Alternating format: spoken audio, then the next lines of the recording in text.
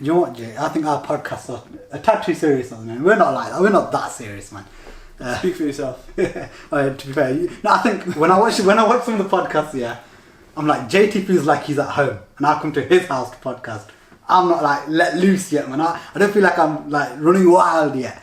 But no, let's start off with what we said we were going to start off with. It feels like last year when we spoke about VAR, I felt like, let's not get into that topic over and over again, but it keeps bringing itself up, and it's like, this is right after the UEFA Super Cup final with Chelsea and Liverpool, and I asked you first thing straight away, I go, how do you think VAR should be applied? Like, how do you think it should be used? Because they were talking about, is it for obvious errors, or is it there to be making the correct calls? And by the way, this is your first podcast. I'm Lely. A bit late on the introduction there, but you said.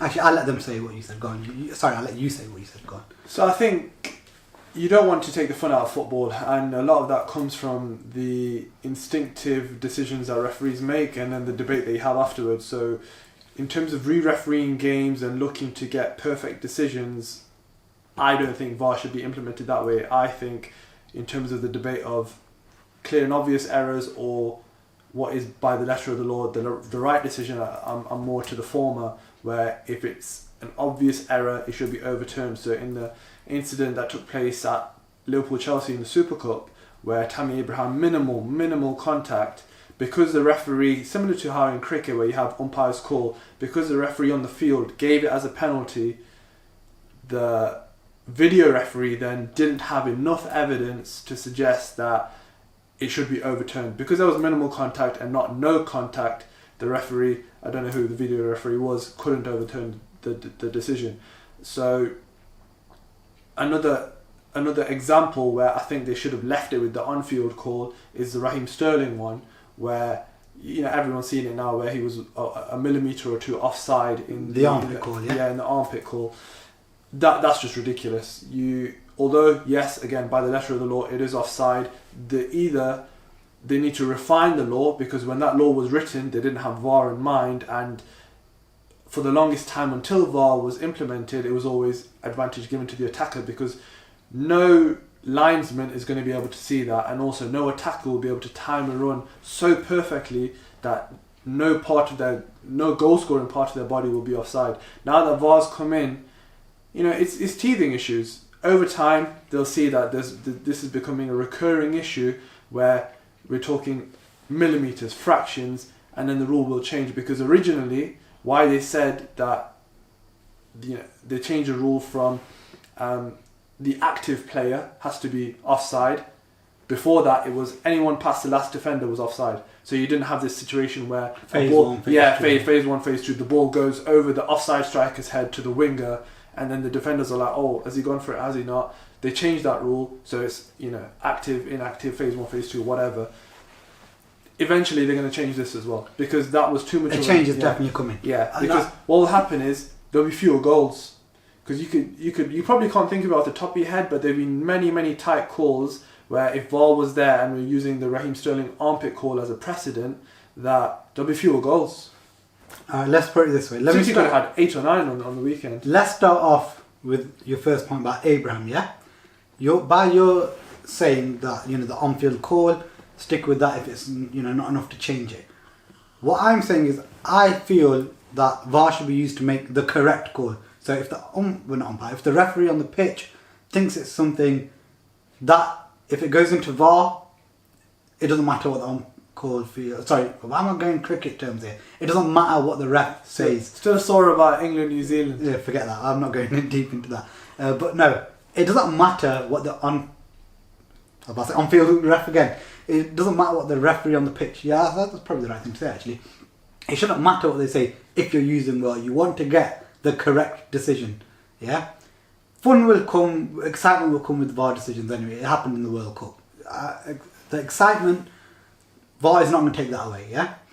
So, the one thing that really bugs me is, had she said it's not a penalty, you're saying to me the VAR ref would have said, okay, it's not a penalty. It drives me crazy that one incident can somehow have two different outcomes. VAR should make it a definitive answer. With things like that, with fouls, it's not an exact science. Whereas with offsides, it is. No, but you're talking about a line. Is a goal scoring part of his body past that line or not? With a tackle, one guy might think that's not enough contact. Another guy might think that is enough contact. That's why with penalties or the free kick type decisions where we're talking about red cards, then they'll always have that. Yeah, no, so I understand the offside part. That one you will 100% as factual or not. It's either onside or offside. That I can obviously can't deny that. But what I'm trying to say here is you're saying if that referee, if she said that that's not a penalty, the VAR ref will say, okay, that's not a penalty. That shouldn't be the case. That should be in the hands of the VAR ref. I don't want to see the VAR ref saying, okay, because she said it's a penalty, it's a penalty. Or because she said it's not a penalty, it's not a penalty. That VAR ref should take over because he's got angles that are better than what she's probably seeing now. Because he's got multiple angles. Yeah? If she made that call being on the other side, then, she'd probably make a more, what I'd say, a better informed choice because she has a better view. As far as the angles go, I heard on the radio, so BT had more angles than yeah, that's right. The TV broadcasters had more angles than the refs did. So which is also a joke. It's a joke. I think because the refs have to think, we've got limited time here. We can't take as long as the TV companies do to reach a conclusion. So they have 90 seconds, 2 minutes to look at as many angles as possible and make a decision. No, this is why I'm saying, forget her call on field. It shouldn't be because she said this. Have we got enough to overturn it or not? It's either do I think it's a penalty or not. That's it. It shouldn't be do I have enough to overturn her decision. We're just making that assumption. Maybe that's what it seems to be though. Isn't it? Maybe whoever the video ref was thought, okay, I think that's enough contact to give a penalty. Most people would say no, but you will have noticed now in the Premier League. I noticed it on the weekend.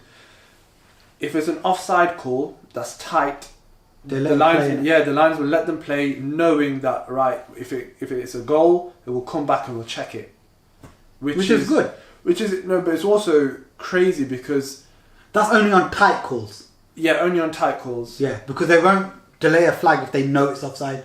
It's only if there's an element of doubt, which is great. Yeah. That's better because it's it allows the ref to be at a bit more ease, thinking, I purposely let this flag go down. I'm not going to overthink it because it could be off, and I'm just going to let play go on. And if it does lead to something important, then the VAR kicks in, which is great. It lets the game flow. The one thing everyone said is VAR going to disrupt the flow? That's one way of not disrupting the flow. If anything, it adds to the flow and a more accurate or correct game in the sense of wrong offsides. Yeah, so you could get issues with that though. One immediately I can see is if it's a tight call that was turned out to be offside, then the player's running through and gets chopped, gets injured, and it's a penalty. But then when they check, it was actually offside. Yeah, well, you get these decisions anyway, regardless. If the ref might have actually genuinely thought it was onside, and then he might have let that play stand, and that happens anyway. And alright, you might not get the penalty, or you might, but it's the wrong call then, isn't it? So it's all about getting the right call in that sense. One here before I actually forget to bring this up. Shaz was saying to me earlier, he goes, what was the worst call? As in what was the worst of the two decisions made?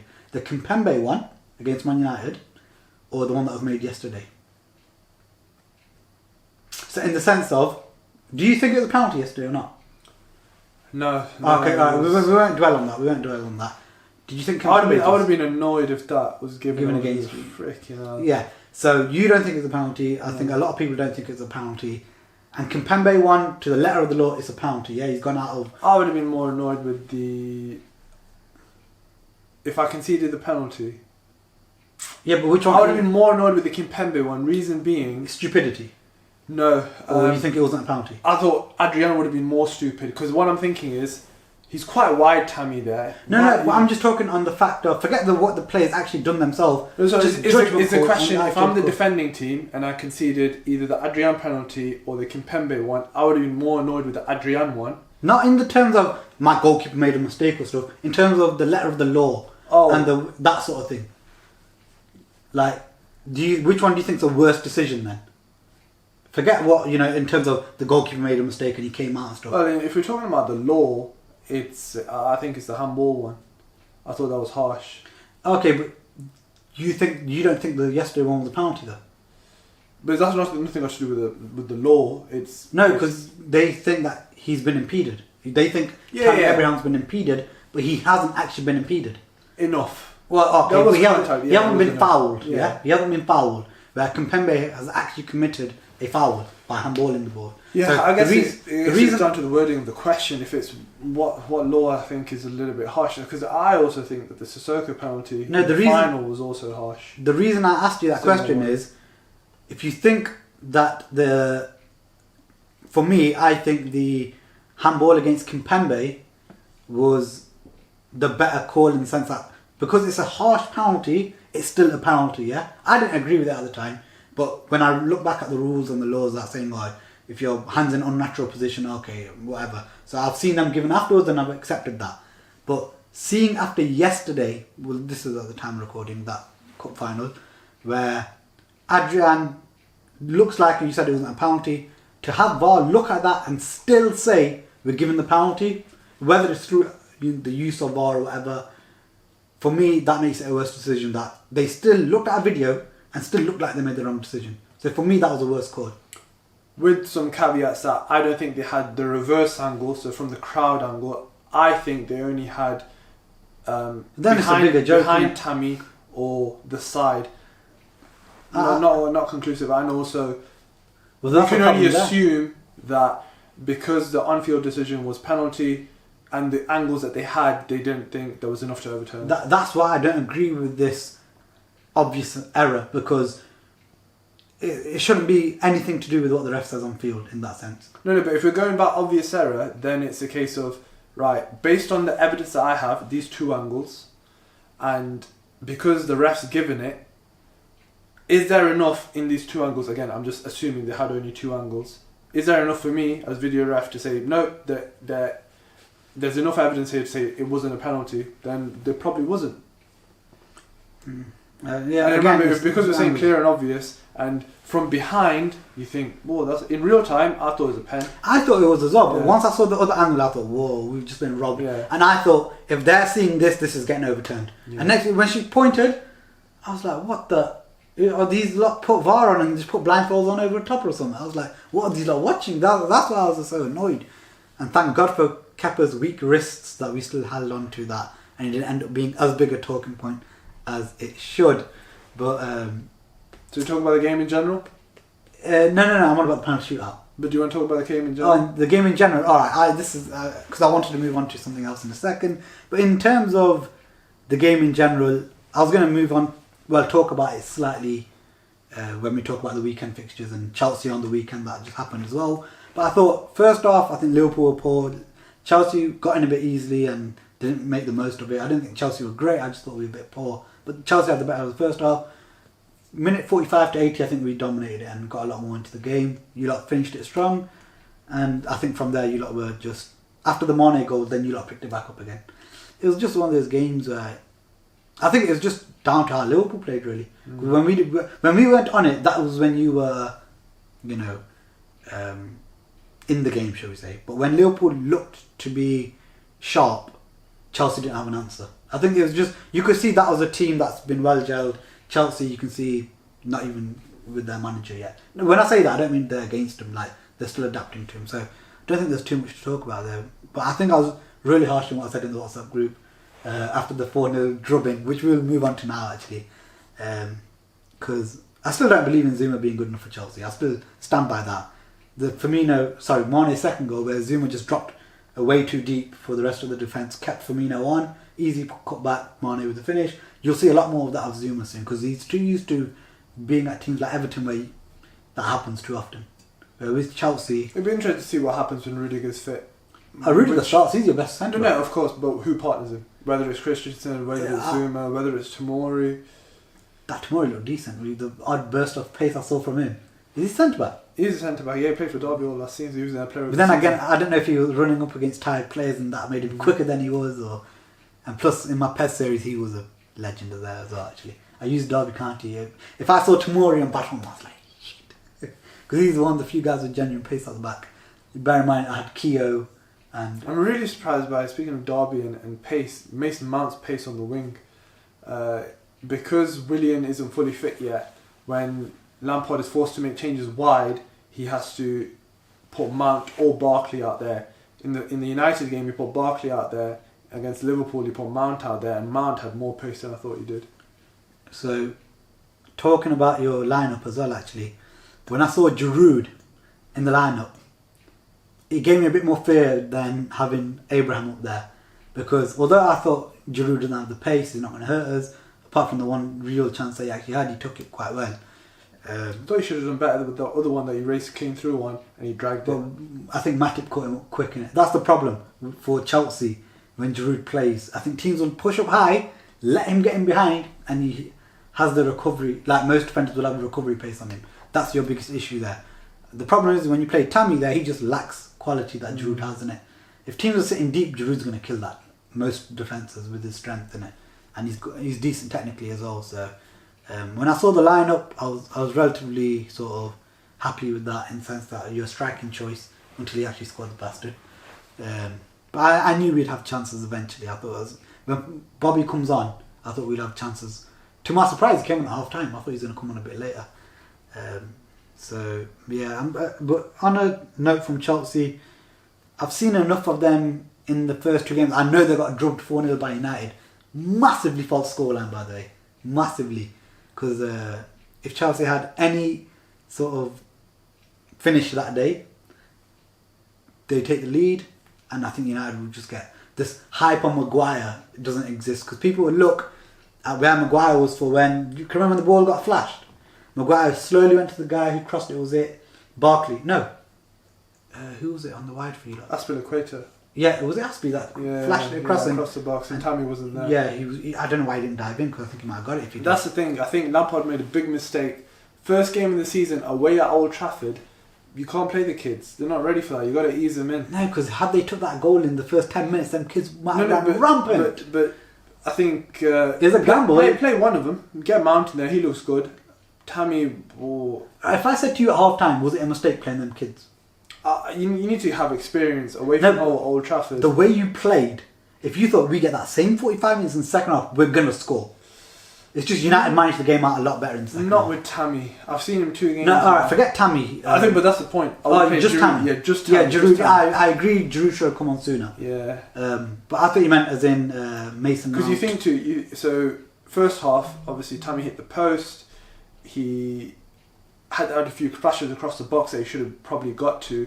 And then the second goal, how it came about, he's battling with Maguire, weak, lost out. Maguire passed it to, I think, Pogba on the wing, and then just burst down the left-hand side and scored. If that was Giroud against Maguire, he would have held out 100%. Oh yeah, when Giroud came on, he dropped Maguire on his arse. Exactly. And Wan-Bissaka, again, for that flash across, he was caught God knows where. He's caught behind, I think... in the middle of Tammy and the left winger. So had that ball, had the left winger or anything actually been there to follow up, again Wan-Bissaka wasn't. I'm not saying Wan-Bissaka played bad. I'm just saying there's moments which would have made United fans think. I'm surprised he didn't start Pulisic against United. He started Kante against Liverpool though, didn't he? So Kante played the full 120. Yeah, so he wasn't ready to play... to start against United. See, I always knew he was going to play against Liverpool. But I don't understand that one, because if you're going to play 120 against Liverpool in them conditions, in Istanbul and all that heat and humidity, how could you do 120 against Liverpool but not even feature against United when the game was alive? Yeah. Start Kante and bring him off if you have to. Don't bring him on when it's 3-0 or 2-0, and he's a waste as well. So that's a ban coming up for sure. We got a cheap yellow. Danny James burst away from Kante, and Kante's his first yellow of the card season. Yeah, but you need 5 and then you miss a game, so he'll get 5 in no time. I thought you were saying that they carried on from last season. No, he'll get 5 in no time. That smile of his only gets so far. Yeah, I think the refs are becoming a bit less hypnotised by it. Yeah. But so I think it'll be interesting to see how quickly Chelsea need to start picking up results, or Well, they've got performance. they've got I know it's one game. I say they've results. got Leicester this weekend Yeah, at home. they should. I That should should be see interesting. that. The thing is, I thought Chelsea. When I looked at them in the second half, I thought, yo, if that Chelsea team step out like that for large parts of the season, they're not getting top four. But then I saw them against Liverpool and I forgot who. Pulisic looked decent, to be fair. That second goal was nice, but it was offside. I'm not going to lie, I was like, son of a, why were you not playing against United? You're going to do this to us. I thought, this guy's taking the game away from us. But luckily... That's what I'm saying. So in terms of starting, Pulisic had played... He's probably in the top 5 or top 6 in terms of number of minutes for Chelsea in pre-season. So he was ready. It was not like he was in the Kante situation where he was coming off an injury. I thought he wasn't fit. No. But Lampard obviously felt away at Old Trafford, don't want to start this guy. But he's played in Dortmund Bayern games. He's played in the Champions League. But Mount hasn't. Tammy Abraham hasn't. Lampard... So to play Barkley wide left like he did against United was strange. Yeah, but to say, I think Lampard's trying to be you've got Wan-Bissaka, who, although a good defender, up against Pulisic would have caused him problems. Yeah, I agree.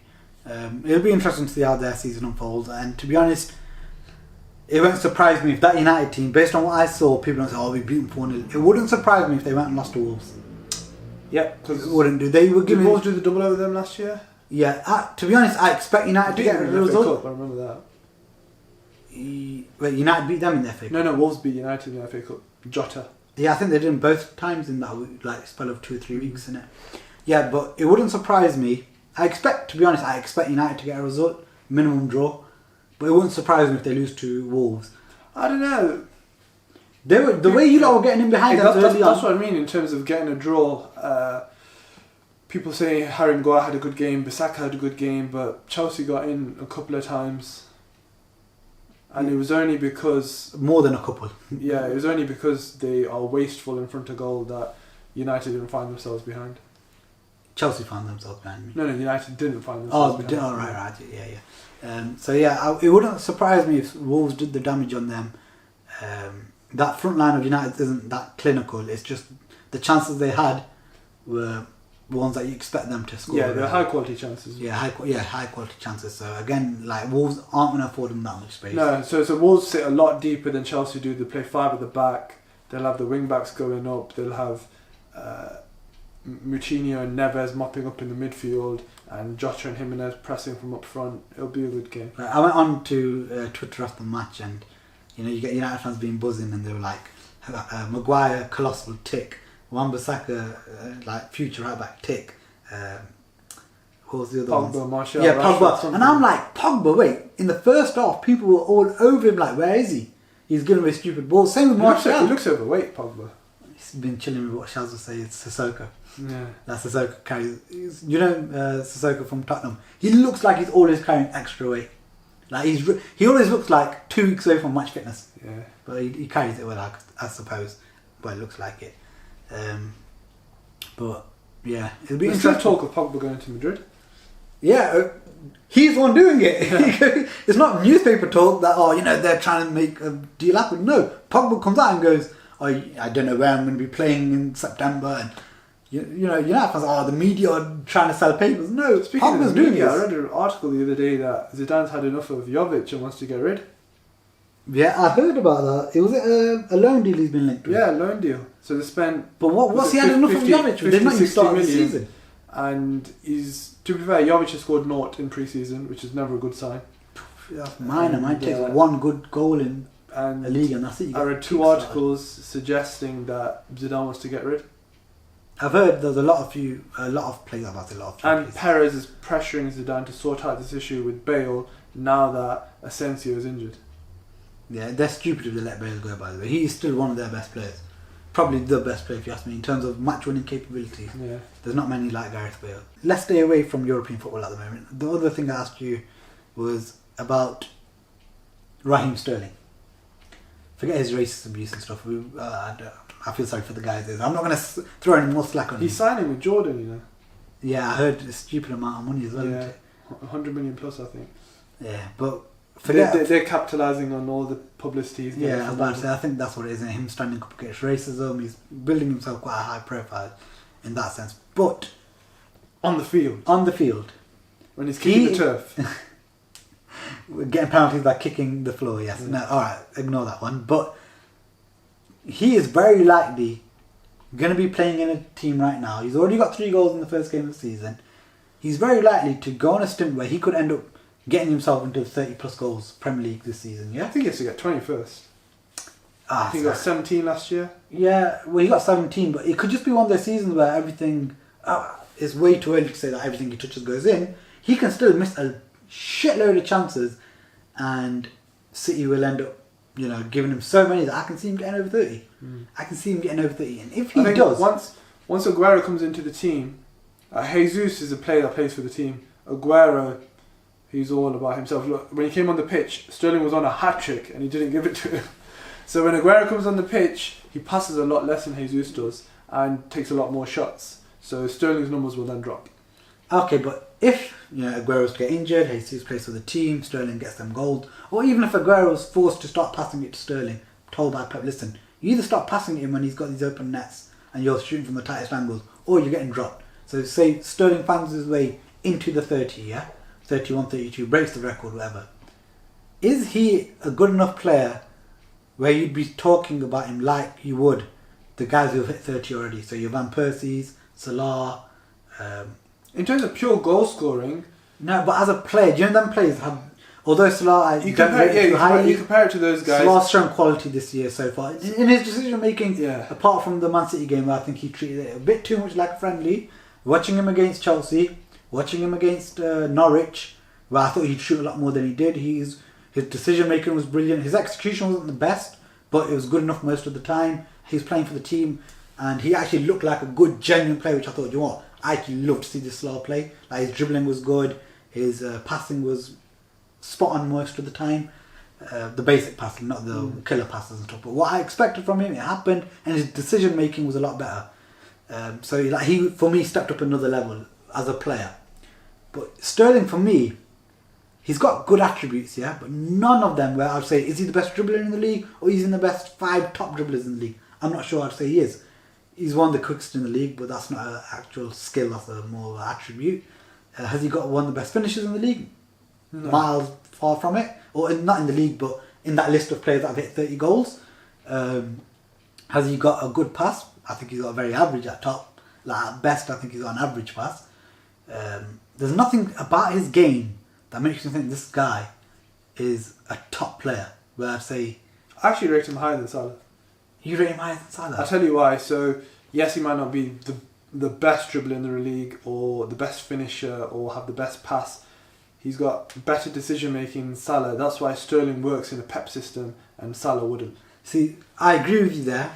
I agree in terms of decision making. In terms of making runs, in the brain, that's why, although he's one of the fastest, why he always finds himself in good goal scoring positions is because he is quick and he makes good runs at the right time. Salah does that as well. Like, he makes a lot of good runs. His runs consist of Trent's got it right.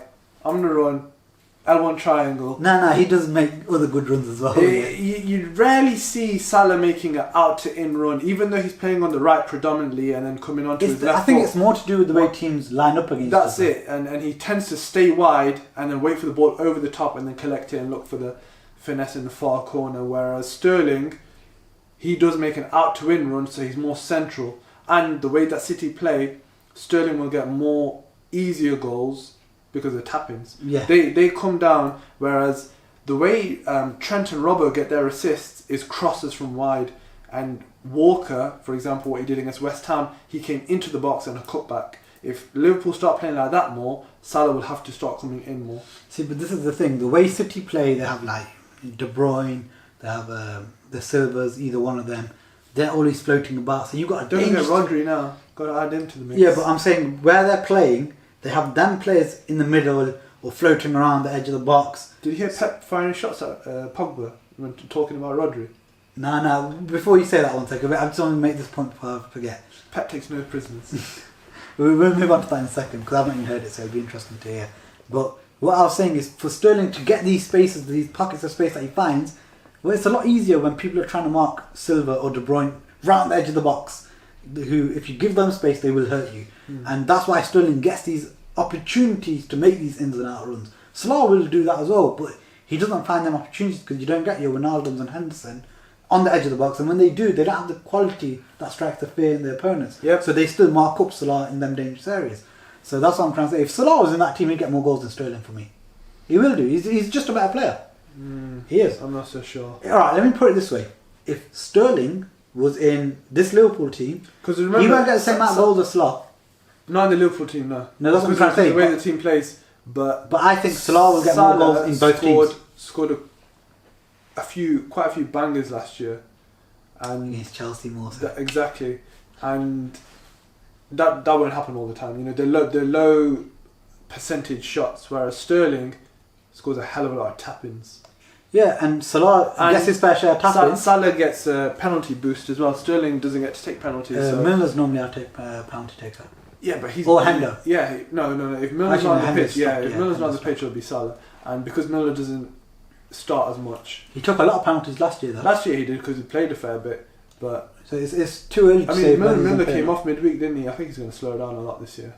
Yeah, but it's too early to say whether he's going to play or not, because I think he will... I think he'll play a bit more than... Not more than last year, but more than you're probably thinking. So yeah, Salah could back, I don't know. Maybe. It depends on it. Milner does a good job for the team, so Ox has to work for that place now. But yeah, I think Sterling isn't better than Salah as a player. It's simple as that. I just don't think he's better. But he works for that City team because of the way they play. What was that Pogba thing that Pep said? Oh, it's minor, but it made me chuckle. Pogba was in a press conference talking about Rodri's signing and said he is the perfect midfielder, or the perfect type of midfielder I want. He's got a normal hairstyle, doesn't have any tattoos, doesn't do any fancy skills. Pep said this, yeah? Yeah, and he's exactly the type of midfielder I want. And when he said tattoos, hairstyles, I thought, alright, I know who you're talking about. Yeah, maybe Pep's just being a bit of a... I don't know, why is he taking shots at Pogba though? Well, I'm assuming he does, but yeah, I'm thinking of other central midfield players with funky hairstyles, with tattoos. Wilshere. Roger Nine. He's taking shots at Wilshere. Yeah. You remember when he said back in the day that I've got many Wilshere in my La Masia? Yeah. He's still on that, man. He's still on that Wilshere vibe, man. That's it. Don't worry, United fan. He's not taking piss out of Pogba. Everyone loves Pogba here. Alright, moving on to fantasy football. This is one part I'm looking forward to. So, any tips out there, or anyone you got your eye on that you think, because let's forget the weekend fixtures or the current lineup, because I always look at it as like 4 to 5 games. I like, which players do I want there for the next 4 to 5. But I also look at players where I think, who's the player that I want to have in my squad throughout the majority of the season. So last year for me, it was Wan-Bissaka. I had him in really early on. Didn't take him out because I thought if he doesn't play, put him on the bench. And because he's so cheap, I'll still have a good player on there to replace him. So have you got anyone like that? So obviously a few years ago it was Ramsey. He was one of them. You thought if he didn't play well, it doesn't matter. You can put him on the bench if you didn't fancy him. Obviously, there's always you'll find one or two as the season goes on. But is there anyone early on in your mind that thinks, what, this guy's worth putting in and keeping there because he's not going to be at a cost of a heavy hitter? So immediately you think to Timu Puki, Norwich. 6 million. 6 million, I think he is in FPL. We're talking Barclays one, by the way. Is it Barclays? What's it called? Fantasy Premier League? Yeah, Fantasy Premier League. Yeah, either that one anyway. The official one. The official one, yeah. And he's got a great stat. After he scored against Liverpool, the first shot on target he's had in the last 8 years has been a goal across Celtic, Norwich, Brøndby, and I think... So his first shot for the club. For them, 8 clubs have gone into the not necessarily, not 8 clubs, 8 seasons. So for the last 8 years, across I think 4 teams. Also across 4 teams, alright, I get it. So first shot on target in the season. If I knew that, I wouldn't have had a Liverpool defender. To be fair, I had Van Dijk, he scored, so that was fine. So he's 6 million. I think he was top scorer in the Championship last year. And Norwich looked decent against Liverpool, created a few chances. He did look good. He's one to look out for. I personally am also looking at Sebastian Haller for West Ham. He's 7.5 million. I think he, in terms of goal contributions last year for Frankfurt, he was in the 25 to 30 range, goals and assists. I think he scored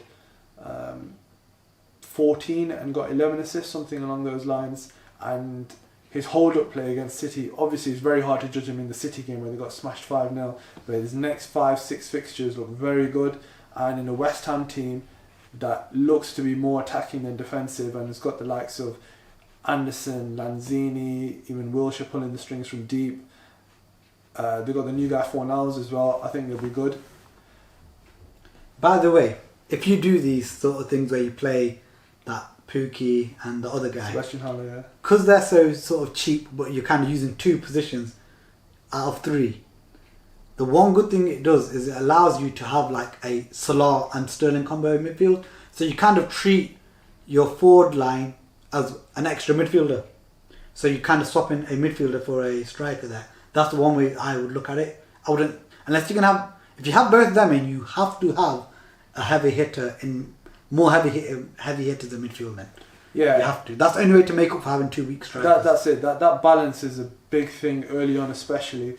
Most people have 2 premiums, so we're talking 12 million plus. So most people either have Sterling Salah or Salah Kane. See, right now I don't have that. I actually don't have that. I've gone Salahless as well. I have Salah, but I regret putting Pepe in because I just thought Unai Emery might have a bit of Should have gone KDB. I've gone Sterling Kane. I just thought... I've seen a few people, and that's why they higher up on the leaderboard, go Sterling, Salah and Kane, and then just sacrifice the rest of the team. I made one mistake. They got mistake. lucky because Salah got a goal assist, Kane got 2, Sterling obviously got a hat-trick. It's not lucky though because you're paying big money for them things, isn't it? Yeah, over the course of the season, I don't think it's sustainable. Sterling's not going to get a hat-trick every week. That's why you need to... But when you look at the fixtures they had, you could see why people did it. I didn't see City smashing West Ham 5-0. No, but you could see Sterling getting a goal or 2. You could see Kane getting a goal or 2 and Salah getting a goal or 2. With the fixtures they had. But then you think cumulatively across the team, let's say you spent on those 3, what are they, 12 and a half, 11, so 33, 34 million. 35. That's a third of your budget gone, and you've got 2/3 left on your other 8 players plus subs, and that means they're going to be crap. Yeah, you say that, but you got players like Origi who went and got a goal and an assist. Yeah, no one would have had him. Swap at him. I was so close to getting him. The problem was I had too many Liverpool players in the team, and I didn't want to have to make a change to get Firmino back in. And because when you have a squad limit, you have to do it in certain ways, or it's like it's not time effective for me and stuff like that. That's the only reason I didn't put Origi in. I was so trying hard to get him in, but then I thought if I do put him in, then I want to use that extra 3.5 on another player. Then I'm going to have to take him out, and then sort of it was just not cost effective. It'd be interesting to see how Liverpool do this weekend, given they played 120 minutes last night. And Southampton's an easy game. I expect them to win, but for fantasy, yeah, it'd be an easy game. They lost 3-0 to Burnley. Yeah, Burnley. But you got to remember, a lot Burnley of these, don't score more than 1. A lot of these Southampton players are thinking, listen, if we have a good game here, we're going to from Southampton A team to Liverpool's B team. Yeah, and then we can work our way into the squad. So this could be a big inspirational game for a lot of them Southampton players. They're looking. This is our daddy club coming. Let's show them what they're missing.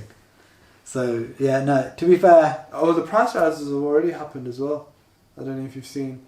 So people, they don't waste any time. done price rise. I think Martial's gone up. I've got Martial. Rashford's gone up, I think.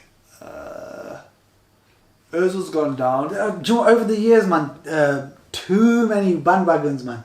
Oh, but they change the algorithm for price changes every year, so people can't predict it. Because let's say, for argument's sake, if the net transfers in is 100,000 over a certain period of time, that equals a plus 0.1. And then because people were getting savvy to that, they were not manipulating the game, but able to get in ahead of the price rises, so that when the price does go up, they just need to wait for one more price rise, sell in, get the profit, and then build a better team like that. And FPL just change it all the time, so people can't predict that stuff.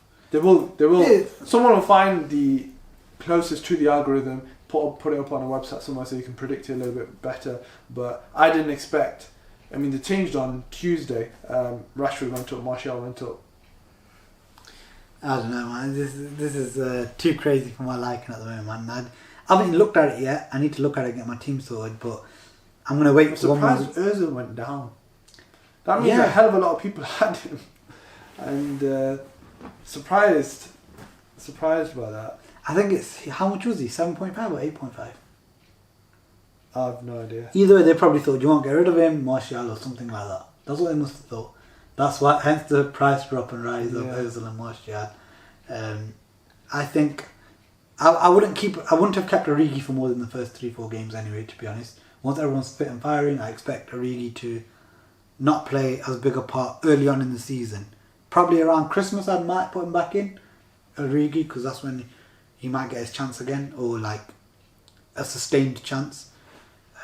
But on this weekend's fixtures, you've got to have an Arsenal player in there in attack. Surely you've got to have an Arsenal player in attack.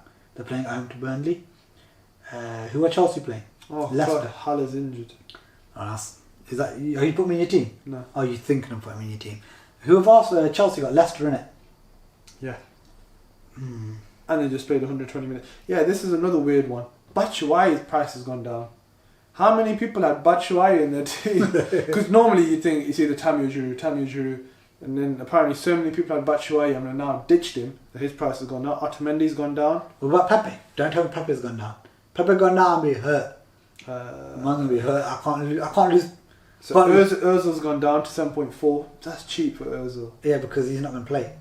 Matip's gone down. Alisson's gone down. Just go to Pepe, please. Go to Pepe. No, he hasn't. And in terms of price increase, Edison, because everyone went Alisson to Edison. Sterling's gone up, Rashford's gone up, Martial's gone up, and De Gea's gone up. Okay. I was close to putting Rashford in, but I thought he was Wan-Bissaka can't be far off. What he's going in terms of going up? Yeah, I think so.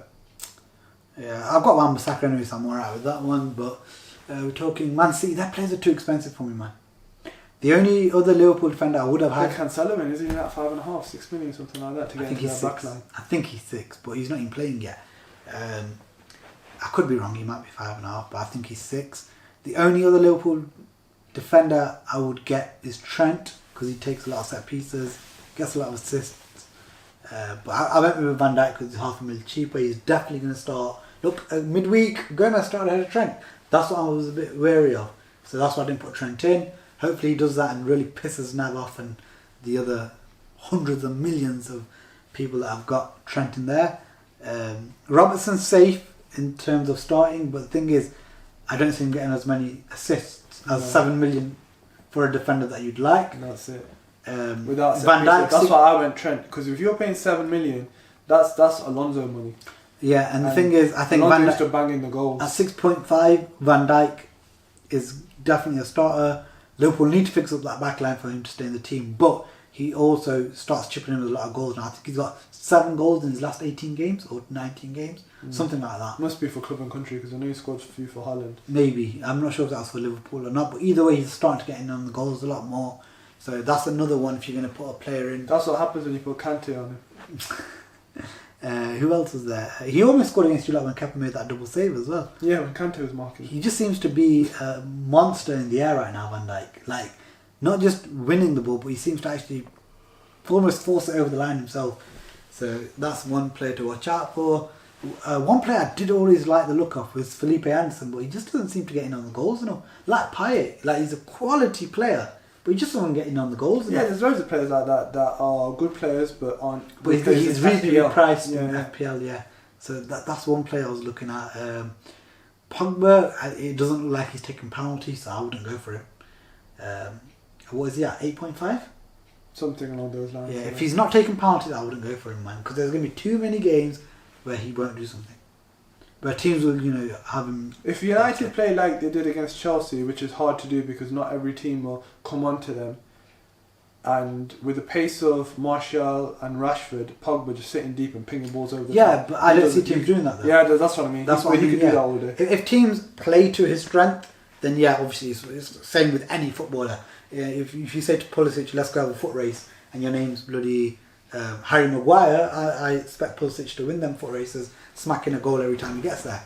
But obviously teams aren't going to do that, they'll wise up to that. And United last year struggled, a lot of Pogba's points came from, I think, the 8 penalties. He took 8 penalties, but if he's not taking penalties this year... FPL as a midfielder, if you're taking penalties... Yeah, that's going to get you the points that you want. So if he's not taking penalties, I think that 8.5 could be invested better. I think I had him in my team last year when I realised he was taking penalties. So if he's not taking penalties, I wouldn't advise him. That's my experience from 5th position. Not the champion this year, but I think I took the title like 3 years ago. I think you took the one before, didn't you? As in like, Nav took this last one. You took the one before. Yeah. I took the one before that. So, you know, I'm coming out of retirement. I'm taking that title. But like I said, it's really early. With shouts like Nicolas Pepe in game week 1. Come on, Emery, man. Like, he got away with it. Because if he didn't get away with it, people would have thought. I'm very interested to see Pepe in the Premier League. Yeah, he's got 20 plus goals from where he came. And Maximin, actually. I want to see these French. See, I would have put French Maximin in, but I just don't see Newcastle like that yet. I don't know. Maybe I'll keep an eye on Newcastle and whether they got, like I said, they got an entertaining and interesting front line of Almira and Maximin. But it's who they're managed by, Steve Bruce. Yeah. So whether I'd put St. Maximin in my fantasy football team, I'm not sure. Because yes, you might get good players, but are they fantasy football players? That's what you got to remember, innit? I'm looking down the league. It's not like in Sky Sports where you get points for tackles and passes. Yeah, Maddison is probably one to get with the way Brendan plays. You'll see how he does against Chelsea. 7 million. 7 million. That's a good price for a player in an attacking system. Maybe not so attacking against Chelsea this week. They may retreat a bit. But Maddison is a good shout at 7 million. I think there's another player that I had. Obviously, Martial was, I think, 7.5. Let me get it out, actually. I'm sure I might have. Who would you be? There's value in the Chelsea midfield.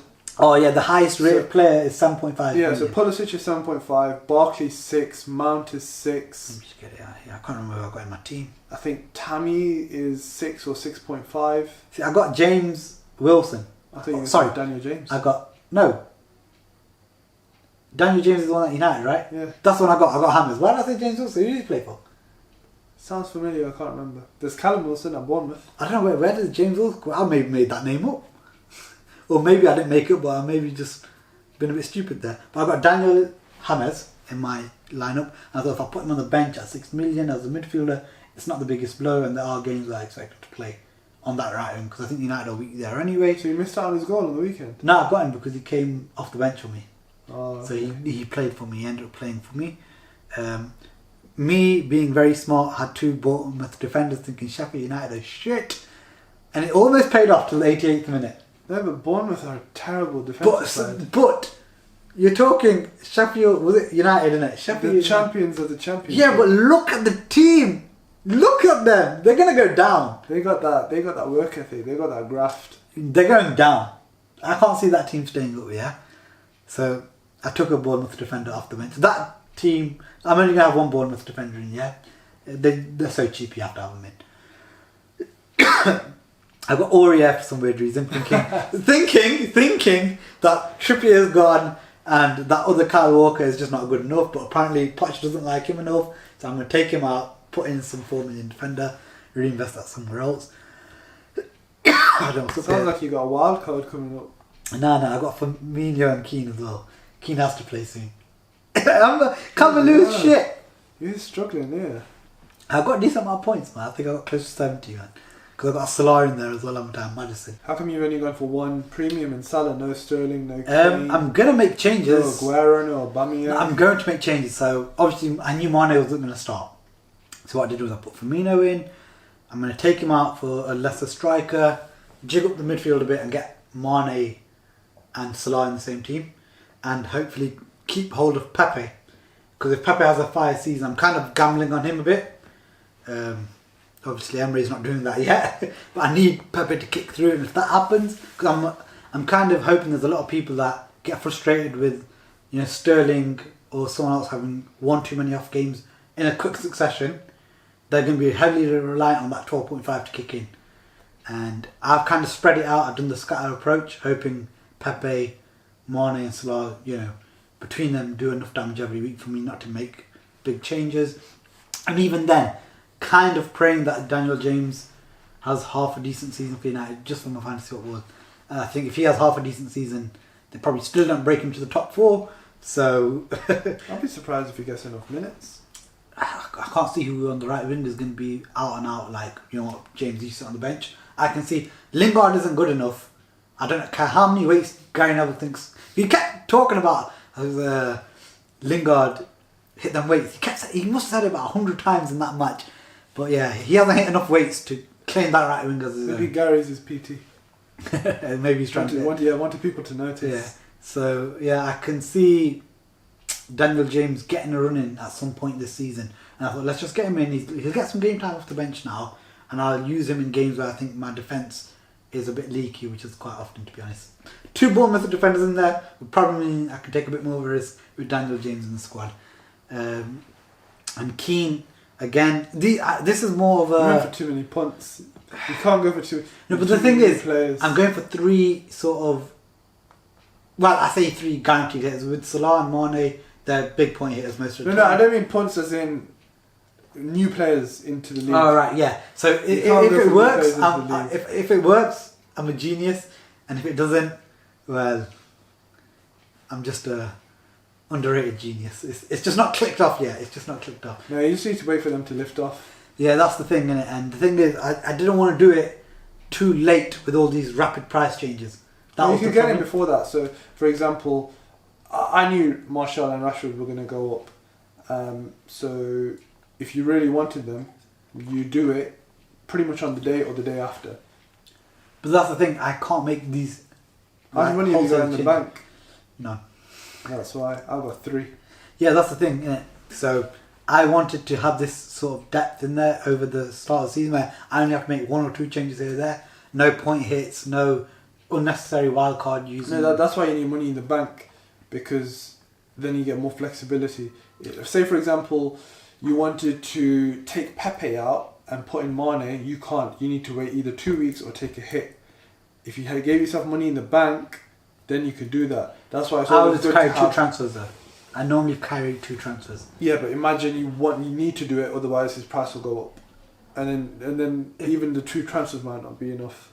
Alright, that's when I'm willing to take a 4-point hit. If it's like that, where it's like this player's gonna go, he's gonna go bag a hat trick or something. You know, then I'll like take a 4-point say hit. Mane against Sheffield United next week. He's just banged a hat trick this weekend. He's coming in anyway. I've got space for him anyway. I'm sure with Firmino coming out and oh god, how do I do this one actually? I need to rethink. I'm gonna have to figure it out. Wildcard's coming in early here. No. It may mean that Daniel James comes out and a midfield of Pepe, Mane, Martial, Salah, and Maddison doesn't look weak then, does it? That's my midfield. So I mean, that's being heavily around on midfield, and if Keane kicks off, you know, I expect him to play a lot of games. I do expect that Moise Keane to play a lot of games ahead of that Calvert-Lewin, man. I mean, come on. So he will get his game time. It's just me figuring it out in terms of... Because I looked at the fixtures early on as well and I thought I'll be able to make these subs without taking points when I looked at the fixture list. So I think Arsenal got a nice run of fixtures apart from Liverpool next week. I think that's at Anfield as well. Then they've got... Oh no, they haven't actually. They've got Spurs. They've got Spurs, so they're going to play Liverpool away and then they're going to play Spurs. Yeah, Pepe might have to come out after this. You know, I'm taking Pepe out this week, man, because I don't see... I'd imagine he doesn't play against Burnley. He's coming out straight away. Before that price drops, Pepe's out. Pepe's out, Mane's in. I'm making that happen. Mane gets crocked against Southampton. I'm putting in Mane for the Arsenal game because he normally bums Arsenal anyway, like with his play. Then they're like David Luiz in. That's more reason to put him in. More reason to put Mane in, man. No, I'm interested to see Mane. Mane. Arsenal. I wonder if Tierney will be fit then. He's already injured, isn't he? No, that's what I mean. I wonder if he'll be fit then. No, but did he? It's not match fitness. He's actually injured. Yeah, he had a hernia operation. Oh, okay, right. So it's operation rather than an injury, and I think he was expected back end of August. You know, one player I was going to put into my fantasy football, and I was thinking this from the back of my head because I knew he wasn't going to be expensive. I thought he'd have a good season this year. Loftus-Cheek. Yeah, he's not due back till next month. So put him in next week. Before that price rise. I think he needs a bit more time as well because it's a big injury for him, wasn't it? Yeah, ruptured his Achilles. Yeah, I'm not Hudson sure. Odoi will be back end of this month. That's the thing with Chelsea. Pulisic is one sort of guaranteed safe player that will start. I don't know. They've got a lot of options on the wing because. But he looks like a genuine quality player for you, innit? Because Pedro Willian, proven in the league. Staying away from Chelsea players, man. I forget. You know, you just said Pedro, and I like him. Willian, I know he's a good player. I think he could do more than what his points suggest. Yeah, so but he's going to play. Pedro is just, you know, I felt he didn't get enough love at Barcelona, although he kept out. Who was it at the time? Because it was Pedro, Villa, and Messi when they first introduced the false nine. And I'm trying to think who dropped out at the time. Might have been Henry. I think he left the club. I don't think he was sat on the bench. I think he left. I think they said Henry Because Pedro's coming in. Because Pedro's coming. Yeah. I don't think he kept on the bench. I think they said, look, we're gambling on Pedro. And then when he came to Chelsea, and Chelsea beat United to his signature, and then you look at his quality, because obviously I've seen a lot of Chelsea games, in tight spaces, sometimes he does lose the ball like he did against United, to give away the penalty, but other times you just think this guy's absolute quality. Yeah, he's a good player. So I think left foot, right foot, unbelievable. I think he's going to step up his performances this year. In terms of wide options for Chelsea, you've got Pedro Willian, the experience, and then you've got Pulisic and Hudson-Odoi. And as fantasy football, that's a nightmare. That's a nightmare. And as Lampard's already done, play Barkley and Mount on the wings. So that has to stop. That has to stop. If Lampard wants to keep his job, he needs to keep them English guys off them wings. He needs to listen to his FPL managers. Yes, that's right. Lampard, if you're listening, I don't live too far from you. Because you moved from Derby. That was last season. Yeah, that was last season. I'll find out where you are now. But either way, you need to stop doing that. You need to keep your wingers on the wings and keep them attacking mids in attacking mids. I don't understand this sort of why he's doing that sort of. Yeah, the guys weren't fit. William wasn't fit. Pulisic just came, and well, we'll see. I've got a feeling he's gonna do that again. I'm going to stay away from, now that you mentioned them wingers, I'm going to stay away from... Same with the attackers, because Tammy started against That's why I didn't United. put any in either, yeah. Giroud started against Liverpool. It'd be interesting to see who starts against Leicester, because Giroud played, 80 minutes? Yeah, he played quite and then Tammy played, obviously, 60 odd against United, another half hour against Liverpool.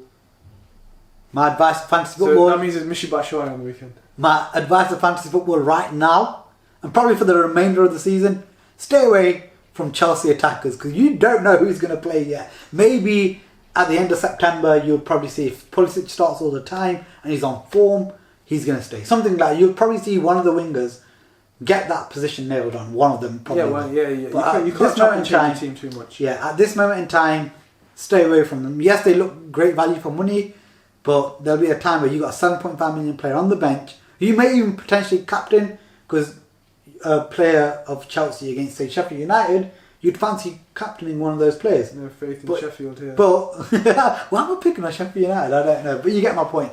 In the sense that a severely weakened team against Chelsea, you'll think City are playing, just say Liverpool, Arsenal are playing away to Everton. You might think, a Chelsea player is a good player to have, but with so much sort of backup in the wings area and no nailed on yet, I'd stay away from them right now. That's what people used to say about City and Pep's roulette. But Sterling was the one constant in that team. Yeah, and... so you could pick him. Sterling is one, but then you look at, Look how many people got stung by Bernardo Silva last week. Last year I had Mahrez in and out. And then eventually I had to take him out permanently, because you can't have someone who cost, I think at that time, 9.5. This year he's 8.5. He got 2 assists, maybe 3 assists last week. And a goal, I'm not sure, I don't think he scored. He didn't score, so it must have been 2 or 3 assists. 3 assists. And now that Sane is injured until February, that means his only... Longer than February, this says 7 months. I don't know, or whatever it is, it's a long-term injury. So they've only got, in terms of pure wingers, Sterling and Mahrez, and then occasionally Bernardo Silva might go on the right-hand side. So Mahrez might be a decent pick, but it's too risky with Pep. See, I can see a lot more of Bernardo Silva on the right, De Bruyne in the middle, and Sterling on the left, or whichever wing you want to put them on. I can see Bernardo Silva playing more than Mahrez, but we can't second guess. Hopefully Pep plays Bernardo in the midfield and drops David Silva a little bit more. So you think he's going to play? So you think he's going to drop David Silva into a deeper role? No, drop him completely. He's getting old. He can't play every week. Okay, but that's the thing. If I expect David Silva to at least start 18-19 games this year. So in them 18-19 games, I expect De Bruyne to be there. I expect Sterling to play, Aguero. That leaves one spot available going in the wings. And I expect Bernardo Silva to play more than Mahrez in that wing position. And you're talking probably Gundogan plays, or Rodri plays behind with, well, Gundogan plays alongside Rodri or someone like that, or he might. Fernandinho still there. Yeah, Fernandinho. So I expect one of them to play alongside Rodri, and then De Bruyne nails on the spot, doesn't he? So I can see Mahrez missing a lot of game time for fantasy football. I'm talking about. He might play 25 games, but for someone who costs 8.5, that's too many games to miss, isn't it? That's too many games to miss. If to commit 8.5 million to a player who's gonna start or miss out starting for you on, I'd say 13 occasions, I'd roughly guess. Obviously, I'm only guessing here, because then, you know, for Mahrez that might be enough game time. You know, keep him happy, 25 games. But in fantasy football, that's a lot of time to be wasting on an 8.5 million player, in it. And obviously, it has an impact on Bernardo Silva because he might again start 25 games here and there. You know, De Bruyne might start 31, 32. And when you've got that many players at that price, it's just too much of a hit. Like, you weakened your team too much to get them in there. I expect Sterling to play at least 35 games, I'd say. 34, 35.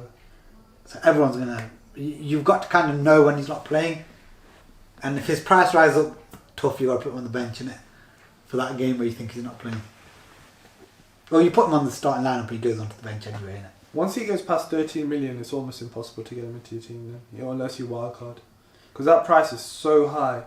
Unless you're dropping Salah for him, it's very difficult to get him into your team. Yeah. I'm just trying to think, are there any other gems that you can think of at the top of your head? Now, right now, for me, I'd say a gem is probably someone like Maddison. And let's say how he plays about 7 mil. I expect that to be a good price. You know, he's a nailed-on starter. That Saint Maximin could be a gem if he plays up top, and he's classed as a midfielder, ain't he? Yeah. Martial, again, being an obvious gem for the reason of he's 7.5, playing as a midfielder, but he's actually playing centre forward for United. Yeah. That's a blatant gem there. I expect him to probably get more goals than Rashford, because Rashford's playing out wide. But again... But Rashford's on pens. Oh yeah, that's true actually. United will get a lot of pens. Rashford, he's an... I wouldn't say a gem at 8.5, but he's an obvious player to get. Spurs have Lo Celso. Who the hell? Oh, the 11 million player is Kane. Harry. Where is Lo Celso? 7.5. If Eriksen goes, Lo Celso will be a good one to get in, you know. Yeah, it's big if. It looks a real possibility. No one's in for him. No, but I can't see Spurs letting him go for free though. A good offer from PSG or... PSG don't need him. PSG have signed 3 midfielders this summer. Herrera, Idrissa Gueye and Sarabia. But none of them are sort of... Sarabia's an attacking mid. But not Eriksen level. He's good enough for that team. Alright, do you think if Spurs said to PSG, we'll accept 35 mil for him? I don't know where PSG would play him now that they've got those guys. Because they've still got Verratti there. Yeah, maybe. I don't know then. Son is a player I want to get in my team badly, man. I wanted him in from the start, but obviously them 2 matches meant it was a no-go. But I think Son will work his way into my team after the Arsenal game. Another wild card. Nah, it'll just be Pepe. Remember I said to you, Pepe's coming out after this game when they're going to play. So it'll be straight swap Pepe for Son for me, because they're going to play Liverpool and then... And you think Poch is going to throw Son straight in? Oh, he will do, man. He'll have to, innit? Son's a G, man. Son has to... If Son doesn't start, I'll cry, because I like actually watching him play. I think he's just a quality player. Yeah, he's a good player. I don't think Poch would throw him straight in. You should wait. I see some mind games there, lads. He's going to throw Son into his team instead of saying, look, I told you and it worked. That's something Nav would do. Nav's like, don't do it yet. He's not going to play. His price isn't going to rise. First player in, captain next game, Son. Price goes up, Lely's done, sitting by the toilet crying, puking, one of those drunk late night ones, although I never drink, but you get my... I'm just trying to paint the image here. But yeah, no, that's the thing here. Yeah, I think that's it with fantasy football really. At this early stage, we'll come back into fantasy football a few weeks down the line. It was a high week this week, average of 65 points, that's crazy. Oh, I don't even think I must have got around there. I think I did get around there. Hence why I got 82 points and my overall rank is 700,000 odd. I got 65. I average. This happened because Pepe came on for a minute. I mean, Pepe don't come on Wan-Bissaka comes and gives me extra 7 points. Because I think he got 8, didn't he? Yeah, he got 8, so I'd have got an extra 7 points. But Unai Emery, the son of a gun, and Sheffield United, the cunts, cost me another 8 points. Because Sheffield United took 2 clean sheets away from me. I mean, Bournemouth, what is it with them? Why can they not, like... They're terrible defensively, they always have been. I know they haven't been the best. We're Sheffield United, man. Anyway, there's the Bournemouth defender gone. Thanks for reminding me. Yeah, guys, I hope you guys do enjoy this podcast. We will be back soon. I'm going to be doing one about PES and FIFA a bit later down the line once both games have been out for roughly about a month to see what both games were like. Your experience with FIFA and mine with... I'll be playing PES and FIFA. I'll do probably more fantasy football stuff. Hopefully I'm not going to be holding this gap behind you lot. Hopefully I'll overturn it and tell you of that story of over-conquering him and the other villain in the group. And you know who you are. Yeah, you know who you are. Jimmy's going to be, is he talking about me? And Nav's going to be like, is he talking about me? Yeah, that's right, I'm talking about both of you. And yeah, we'll have other topics that arise as well. So yeah, guys, I hope you enjoyed this podcast. I'll catch you guys later. Until then, peace.